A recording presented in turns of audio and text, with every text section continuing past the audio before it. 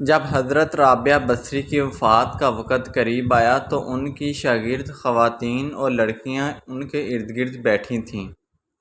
ان لڑکیوں نے درخواست کی کہ ہمیں کچھ نصیحت کریں تو رابعہ بصری نے فرمایا کہ کبھی بھی بغیر نکاح کے نہ رہو، اور پھر اپنا واقعہ سنایا کہ میں بسم اللہ الرحمن الرحیم، پیارے نبی حضرت محمد صلی اللہ علیہ وآلہ وسلم کی شریعت پر جن محترم لوگوں نے احسن طریقے سے عمل کیا اور جنہوں نے اپنی زندگیاں سنت نبوی میں گزار دی، انہیں اولیاء کرام کہا جاتا ہے۔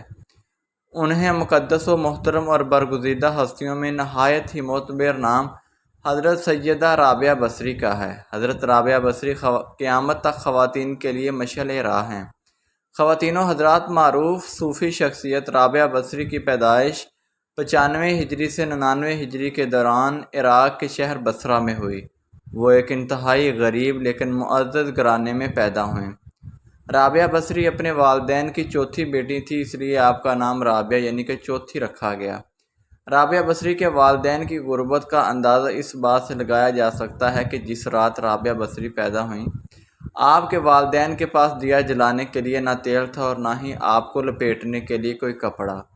آپ کی والدہ نے آپ کے والد سے درخواست کی کہ پڑوسیوں سے تھوڑا تیل ہی لے آئیں تاکہ دیا جلایا جا سکے۔ آپ کے والد نے پوری زندگی اپنے خالق حقیقی کے علاوہ کسی کے آگے ہاتھ نہ پھیلایا تھا۔ رابعہ بصری کے والد پڑوسی کے دروازے تک تو گئے لیکن خالی ہاتھ واپس لوٹ آئے۔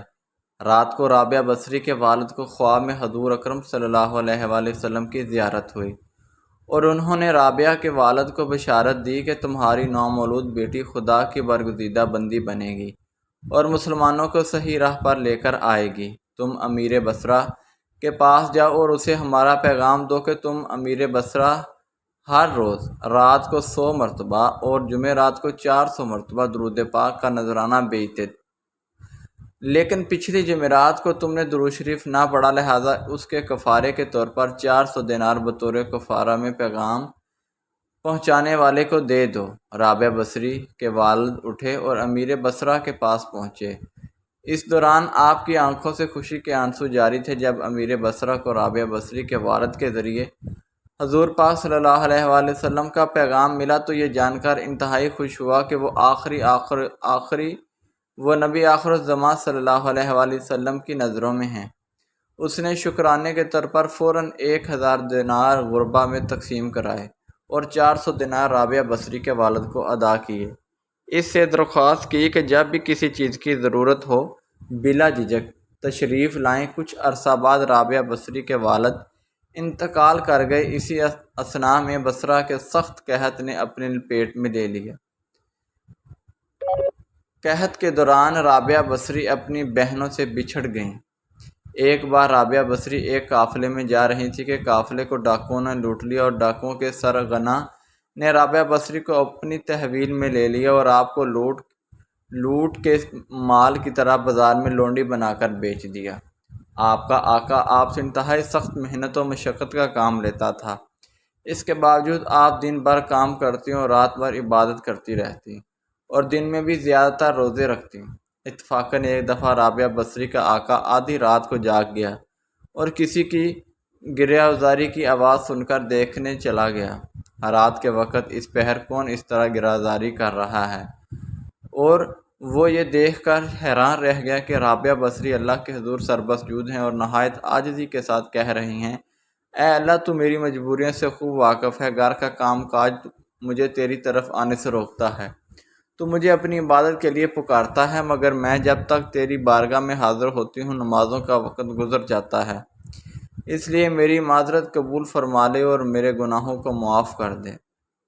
اور اپنی کنیز کا یہ کلام، عبادت کا یہ منظر دیکھ کر رابعہ بصری کا مالا خوف خدا سے لرز گیا۔ اس نے یہ فیصلہ کیا کہ ایسی اللہ والی کنیز سے اپنی خدمت کرانے کی بجائے بہتر یہ ہوگا کہ خود اس کی خدمت کی جائے۔ صبح ہونے پر وہ آپ کی خدمت میں حاضر ہوا اور اپنے فیصلے سے آپ کو آگاہ کیا۔ اس نے کہا، مجھے آج سے آپ میری طرف سے آزاد ہیں۔ اگر آپ اس گھر میں قیام کریں تو میری خوش نصیبی ہوگی، ورنہ آپ اپنی مرضی کی مالک ہیں، لیکن اگر آپ یہاں سے کوچ کر جانے کا فیصلہ کرتے ہیں تو میری بس ایک ہی درخواست ہے کہ میری طرف سے کی جانے والی تمام زیادتیوں کو اس ذات کے صدقے معاف کر دیں جس کی آپ راتوں کو جاگ جا کر عبادت کرتے ہیں۔ ناظرین، جو بھی انسان اللہ کا ہو جاتا ہے تو اللہ پاک اس کی حفاظت و نصرت فرماتے ہیں، اور دنیا کی کوئی طاقت بھی اس کو نقصان نہیں پہنچا سکتی۔ ناظرین، ابتدا میں تو حضرت رابعہ بصری کے حسن و جمال کی دھوم مچی ہوئی تھی، مگر جوانی کے شب و روز انہوں نے یاد الہی میں گزار دیے۔ ان کے چہرے پر پاکیزگی کا ایک ایسا نقاب تھا کہ دیکھنے والوں کی نگاہیں خود بخود جھک جاتی تھیں۔ اس زمانے میں ایک نوجوان نے انہیں رات کے وقت چاند کی طرح چمکتے دیکھا۔ وہ آپ رحمۃ اللہ علیہ کو کوئی غیر مرئی خیالی مخلوق سمجھ کر بھاگ کھڑا ہوا، لیکن دوسری صبح جب وہی چہرہ اسے بصرہ کے ایک بازار میں نظر آیا تو وہ عقل و خرد سے ہاتھ دھو بیٹھا اور رات دن اس کے تصور میں رہنے لگا۔ آخر دل کے ہاتھوں مجبور ہو گیا تو لوگوں سے پتہ پوچھتا ہوا حضرت رابعہ بصری کے گھر جا پہنچا۔ آپ کہا کرتی تھی کہ دل کے دروازے ہمیشہ کھلے رکھو، کیا معلوم محبوب کس وقت دستک دے دے، مگر گھر کے دروازے بند ہوں یا کھلے ہوں اس کی دانست میں برابر تھے۔ نوجوان کے خلاف توقع ان کا دروازہ کھلا ہوا ملا۔ اس نے اپنے دل کی دھڑکنوں پر بڑی مشکل سے قابو پایا۔ رات کا وقت تھا، اندر چراغ روشن تھا، اور یہ سوچ کر بے باکی سے اندر داخل ہو گیا کہ حال دل سنا دینے میں کیا حرج ہے، زیادہ سے زیادہ انکار ہی تو ہو جائے گا۔ واپسی کا دروازہ بہرحال کھلا ہوا ہے۔ لیکن جب وہ اندر پہنچا تو وہاں کوئی نہیں تھا، البتہ چھت سے ایسی پرسوز آواز آ رہی تھی جیسے کوئی زیر لب ہجر کا رونا رو رہا ہو۔ نوجوان تیزی سے زینے پر چڑھ گیا۔ حضرت رابعہ بصری عشاء کی نماز سے فارغ ہو کر ثنا خوانی کر رہی تھیں۔ پروردگار ستارے روشن ہو گئے، لوگ سو گئے، بادشاہوں نے دروازے بند کر لیے۔ ہر محبوب اپنے محبوب سے محو راز و نیاز ہے، اور میں تیرے سامنے کھڑی ہوں۔ نوجوان پر سکتہ طاری ہو گیا۔ اسی اثنا میں حضرت رابعہ بصری نے پلٹ کر اسے ایسی قہر آلود نظروں سے دیکھا کہ اس کی زبان گم ہو گئی۔ رابعہ بصری نے اس کے قریب آ کر پوچھا، کیا تم مجھ سے شادی کی درخواست کرنے آئے ہو؟ نوجوان نے لرزتے ہوئے ہاتھ سے اپنی زبان کی طرف اشارہ کیا کہ وہ بول نہیں سکتا۔ حضرت رابعہ بصری نے کہا، اس سے پہلے کہ زبان کی طرح تیرا دل بھی چپ ہو جائے تو جس راستے سے آیا ہے اسی راستے سے لوٹ جا۔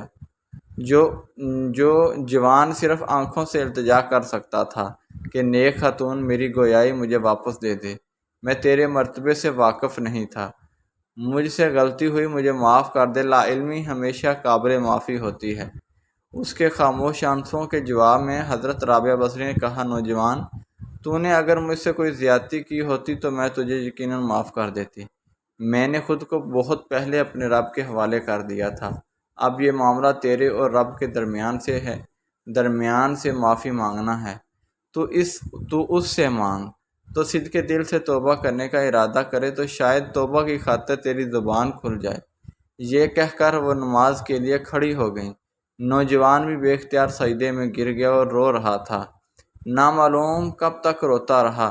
جب اسے ہوش آیا تو زبان کھل چکی تھی۔ وہ توبہ کا ورد کر رہی تھی۔ بصرہ کے بازاروں میں سالہ سال تک ایک مجذوب گرمی، جاڑے اور برسات سے بے نیاز ہو کر دیوانہ وار توبہ کے نعرے لگاتا رہا۔ اس کے نعروں سے بصرہ کی راتیں گونج اٹھی تھیں اور بچے صحن کے ماؤں کے سینوں سے دب جاتے تھے۔ آخر ایک دن وہ مجذوب اچانک ہی کہیں غائب ہو گیا، پھر کبھی اس کا پتہ نہیں چلا۔ وہ مجذوب یہی مذکورہ جوان تھا جو حضرت رابعہ بصری کی بدولت ہی دربار خداوندی میں مقرب ٹھہرا۔ رابعہ بصری ایک بہت ہی نیک اور عابدہ زاہدہ خاتون تھیں۔ آج لوگ ان کی عبادت کی مثالیں دیتے ہیں۔ جب ان کی وفات کا وقت قریب آیا تو ان کی شاگرد خواتین اور لڑکیاں ان کے ارد گرد بیٹھی تھیں۔ ان شاگردوں نے درخواست کی کہ ہمیں کچھ نصیحت کریں، تو رابعہ بصری نے فرمایا کہ کبھی بھی بغیر نکاح کے نہ رہو، اور پھر اپنا واقعہ سنایا کہ جب آدھی رات کو مصلی پر بیٹھ کر اللہ کی عبادت کرتی تھیں، اس وقت گلیوں میں پھرنے والا چوکیدار جب میرے گھر کے سامنے سے گزرتا تھا تو میرے دل میں برے برے وسوسے آتے تھے کہ اس وقت سارے لوگ سوئے ہوئے ہیں، کوئی بھی نہیں دیکھ رہا۔ یہ تو اللہ کا کرم ہوا کہ اس نے مجھے زنا سے محفوظ رکھا۔ اس واقعے سے آپ اندازہ لگائیں کہ رابعہ بصری جیسی پاک دامن اور عابدہ زاہدہ خاتون کو ایسے وسوسے آ رہے ہیں، تو آج کل کے اس گندے معاشرے میں جہاں ہر طرف بے حیائی، بے پردگی اور بے دینی کا ماحول غالب ہے، ایسے میں کون عورت ہے جو اپنے آپ کو بچائے گی؟ فرمایا، نکاح کے بغیر زندگی کا اسلام میں کوئی تصور نہیں۔ اللہ تعالیٰ کے نبی صلی اللہ علیہ وآلہ وسلم نے بھی شادیاں کیں اور بیک وقت 9 بیویاں چھوڑ کر انتقال فرمایا۔ اللہ تعالیٰ کے رسول صلی اللہ علیہ وآلہ وسلم صبح کرتے اس حال میں کہ اہل و عیال کے پاس غربت کے باعث کھانے کو کچھ نہ ہوتا، اور شام کرتے تو بھی یہی حالت ہوتی، مگر اس کے باوجود 9 بیویاں چھوڑ کر انتقال فرمایا۔ اللہ تعالیٰ کے نبی صلی اللہ علیہ وآلہ وسلم نے بغیر نکاح کے زندگی گزارنے سے منع فرمایا ہے۔ خواتین و حضرات، ایک دفعہ حضرت حسن بصری رحمۃ اللہ علیہ نے حضرت رابعہ سے کہا کہ آپ شریعت کے مطابق شادی کر لیں۔ فرمایا، نکاح و شادی اس کے لیے ہیں جس کا کوئی وجود ہو، یہاں نہ میرا کوئی وجود ہے اور نہ ہی میں اپنی آپ مالک ہوں، اللہ تعالیٰ کی مملوک ہوں۔ ایک دفعہ کچھ اور لوگوں نے بھی آپ سے کہا کہ آپ شادی کر لیجئے۔